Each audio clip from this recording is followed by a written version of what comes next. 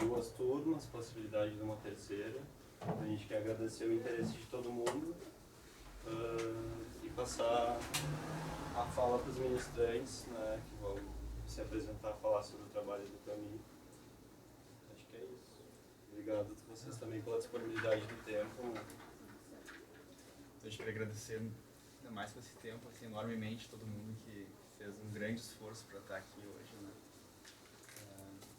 A gente até achou que, em função da chuva, de todos os transtornos que tem em Porto Alegre, quando chove, a gente poderia ter uma queda de público, assim, então fico bastante grato assim, pelo tempo que vocês estão dispensando para nos ouvir. E isso nos coloca uma responsabilidade bem maior, assim. A gente já estava já seguindo uma expectativa cada vez que a gente vai fazer uma fala, mas num dia como esse, todas as pessoas que vierem aqui, isso não pode ser um tempo um pouco empreendido, assim. Então, me chamo André. Depois, de repente, tu conversa, depois tu te apresenta, né? Vou apresentar diretamente mais ou menos a ideia da proposta dessa parceria que a gente teve com a Taverna.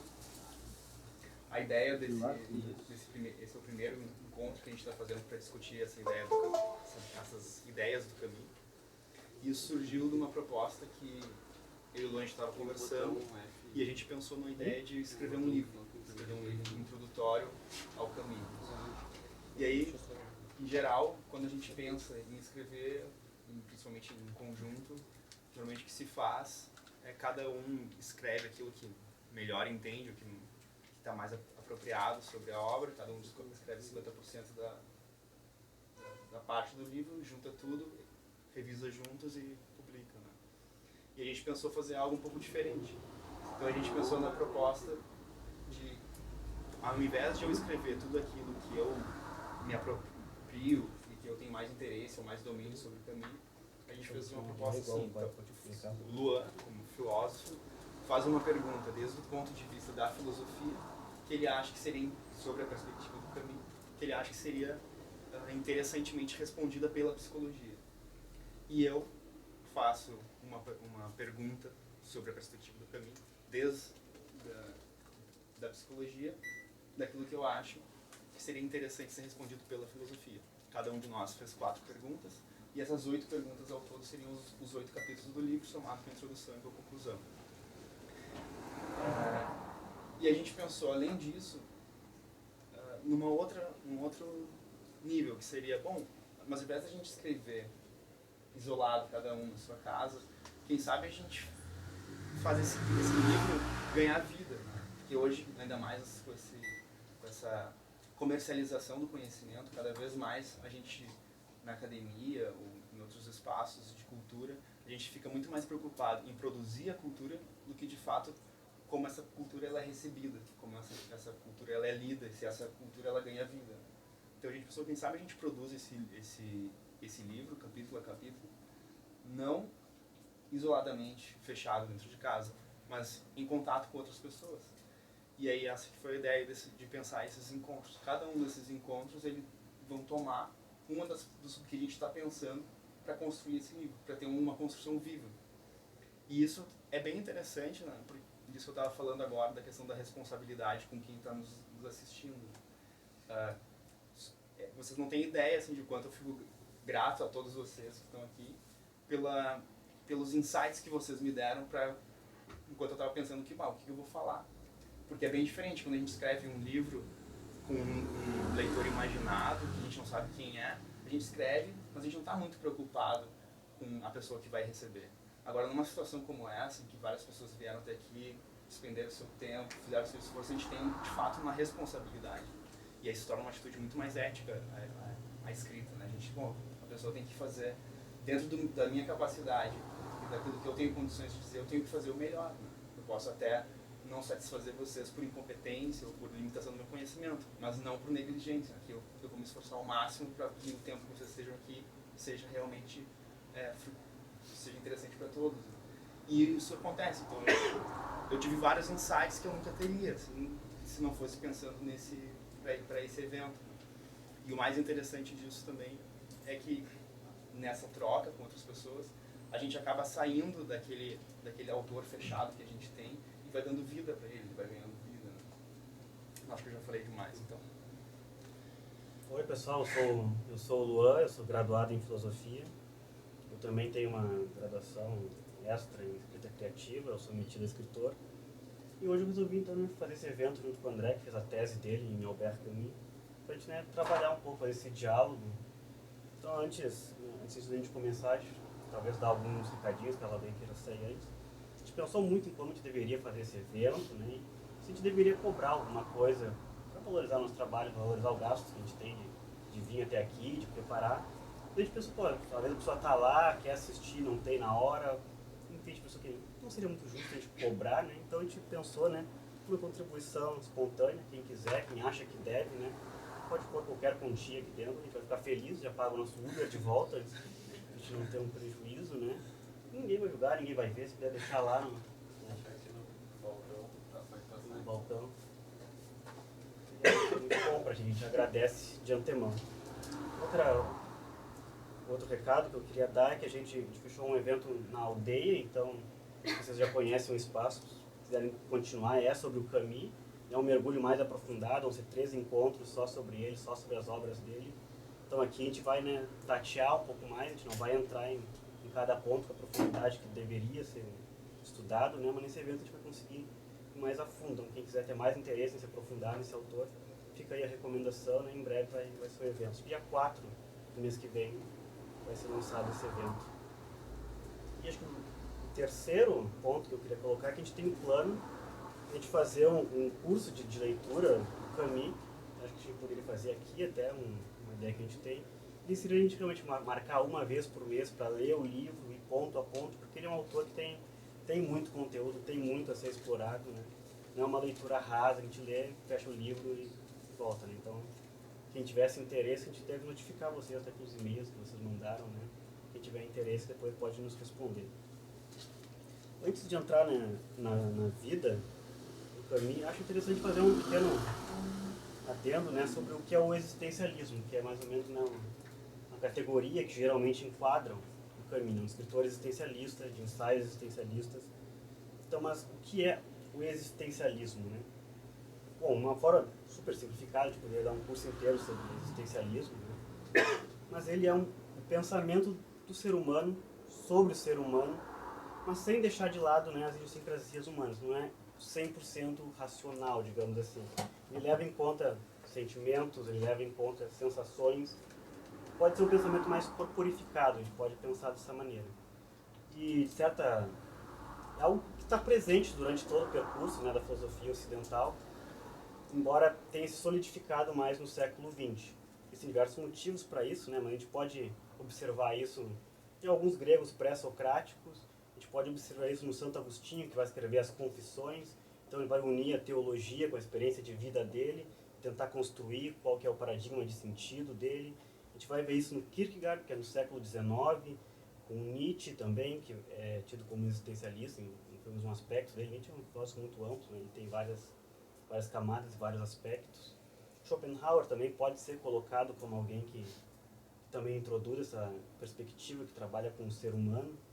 Mas o século XX, ele tem algo de muito peculiar, que ele é um século partido em 2, basicamente pela Grande Guerra. Anteriormente, antes do século XX, o século XIX ele também tem essa peculiaridade de ser o maior século de todos. Pode-se dizer que ele começou com a Revolução Francesa e foi até a Primeira Guerra, no sentido que havia um direcionamento na Europa, havia uma construção de um modelo, de um sentido para toda a civilização, que vai estar muito atrelado com o projeto moderno. O que é ser moderno? Ser moderno é ter a razão, né, como principal ferramenta. Isso vai começar com Descartes, que é anterior, né, que vai colocar, né, penso, logo existo. A colocação penso, logo existo vai resolver, né, problemas de ordem. Muita filosofia que se discutia na época de conhecimento, o que é possível conhecer, como é possível conhecer. Então, o penso, logo existo servia para sedimentar da onde se parte todo o problema do conhecimento, a epistemologia que se chama. Só que quando ele sedimenta toda a questão no penso, ele ignora o corpo e ele faz uma cisão, né? A gente existe a partir da nossa mentalidade, das nossas ideias, do nosso pensamento racional. Isso vai começar, né? Continua, a gente vai ver isso no Kant, a gente vai ver isso no Hegel, principalmente, O Hegel vai ser muito importante na construção do projeto moderno, inclusive grandes projetos políticos do século XX, como o marxismo, por exemplo, é baseado no Hegel. Ele constrói a ideia de que a história tem um sentido, a história tem uma direção. Ele observa que a história está indo para algum lugar. Antes ia ver o Império Romano, depois o Império vai se dividir em pequenos reinos vão se dividir em reinos menores ainda. Então ele vai vendo que tem um direcionamento, a política tem uma direção, a ética tem uma direção. Esse é o pensamento hegeliano, materialista, que o Marx vai pegar para pensar, né, todo o marxismo, de onde que vai terminar isso, né, segundo ele, vai terminar na sociedade, todos colaboram, enfim. Esse não é o ponto. Mas, né, a Europa, então, está indo nessa direção, colocando a razão como o critério principal para definir tudo, basicamente. Existem vários fenômenos, como o positivismo, que vai pegar esse hegelianismo de um progresso, né? A história tem uma direção, vai pensar que as civilizações também têm uma direção. Né? Primeiro, elas são animistas, elas vão ver deuses nas coisas, na pedra, no rio. Depois, elas vão ser politeístas, vão ver entidades e deuses múltiplos, como o panteão de todas as religiões politeístas. Depois, vão chegar na religião monoteísta. E, por último, seria uma religião sem Deus. Né? Tem um templo do positivismo aqui em Porto Alegre, inclusive, que é exatamente isso, uma religião sem Deus, uma religião ateia. A gente poderia pensar muitos aspectos disso. Mas, enfim. Então, esse direcionamento vai justificar a invasão da África, por exemplo. Por que o europeu tem o direito de dividir a África? Porque os povos africanos, eles são animistas ou politeístas, eles não estão no nível de civilização. Isso vai justificar o discurso para invadir a África, repartir a Índia, repartir a Ásia. Todo esse avanço, né, que vai do século XVIII ao século XIX europeu, tem essa navalha, né, que todas as decisões são crivadas nisso. Na razão, na superioridade europeia, que mais tarde também vai acabar nas teorias nazistas de raça superior e tudo mais. Mas, por enquanto, né, a gente ainda está nesse projeto de razão. Então, qual que é a grande cisão? É a guerra. Porque a guerra é quando a civilização europeia, que tem esse modelo de razão, que é um modelo virtuoso, vai quebrar. E vai quebrar sobre si mesma. Ela não vai ser invadida por um povo do deserto que vai quebrar. Não. A própria hiperracionalização da Europa vai quebrar com a Segunda Guerra. Por quê? Nazismo, quer dizer, a Alemanha, que era o berço de diversas ciências, a gente pode perceber que a gente mede metade das nossas coisas com nomes científicos, a gente mede em Hertz, a gente mede em watts, são cientistas alemães que criaram toda a ciência. Do século XX, mais ou menos. Então a Alemanha, que seria o berço de grande parte, né, dos grandes filósofos, do Nietzsche, do Schopenhauer, do Hegel, do Kant, vai criar o nazismo. Então, o racionalismo ele começa a dar a volta, ele se mostrar tão cruel quanto a crueldade que eles imaginavam, que tinha os povos africanos e asiáticos que não seguiam o mesmo modelo. Isso vai acontecer com os campos de concentração. Então, a própria racionalidade, né, porque o campo de concentração ele é a racionalização da morte, né? É um extermínio absolutamente racional. Os trens chegam no horário, tudo é colocado certinho, é tudo limpinho, não é um matadouro num sentido, né, vulgar. É um lugar muito bem pensado, engendrado, engenheiros trabalharam naquilo para fazer um lugar que matam pessoas. Então, a própria racionalidade mostrou que ela não resolve os problemas, ela não tem a virtude que se esperava dela. Ela é só uma ferramenta para um ser humano que pode ser tão mal quanto se pensava que era antigamente ou é em outros modelos.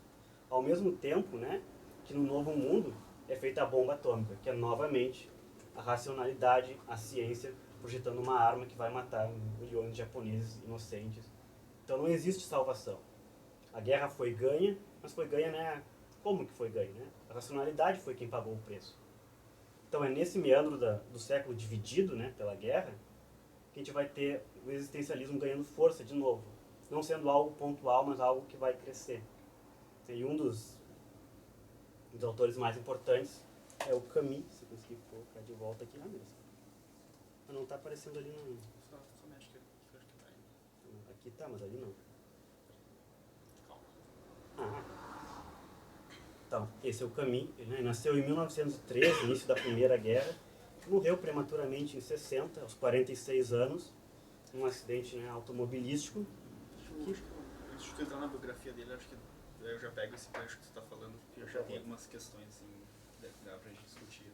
Só pra ter uma ideia, assim, pessoal, em que campo, mais ou menos, do conhecimento vocês estão aqui? Tem alguém que não seja da universidade, ou que não tenha passado pela universidade? Universidade do curso de filosofia?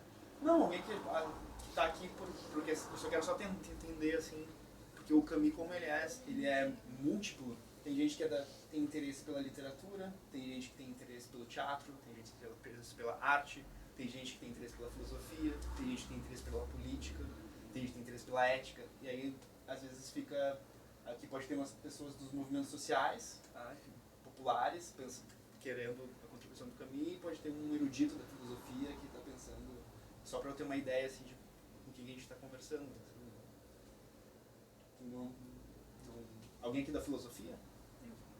Vocês três são da filosofia? Todo mundo pós-doutor ou tem alguém? Da literatura, tem alguém aqui? Teatro, geografia? Tá. Então eu vou fazer assim, eu vou retomar algumas questões que o trouxe, tentando enquadrar na perspectiva da filosofia do Camus, tentando trazer assim, um pouco pela filosofia, mas fazendo uma análise também dessas questões bem importantes que o Lua trouxe, da questão da modernidade. E aí vou citar alguns autores que talvez nem todo mundo conheça, mas que se tiver interesse pode procurar, seria interessante. Um dos autores, que eu acho que é exatamente isso que o Lua falou, e é muito interessante, é o Bauman, que é um escritor razoavelmente popular, né, que ganhou bastante ascensão de todo mundo com a trilogia, não é trilogia já é uma antologia da modernidade líquida, né? Mas tem um dos livros especificamente do Bauman que é Modernidade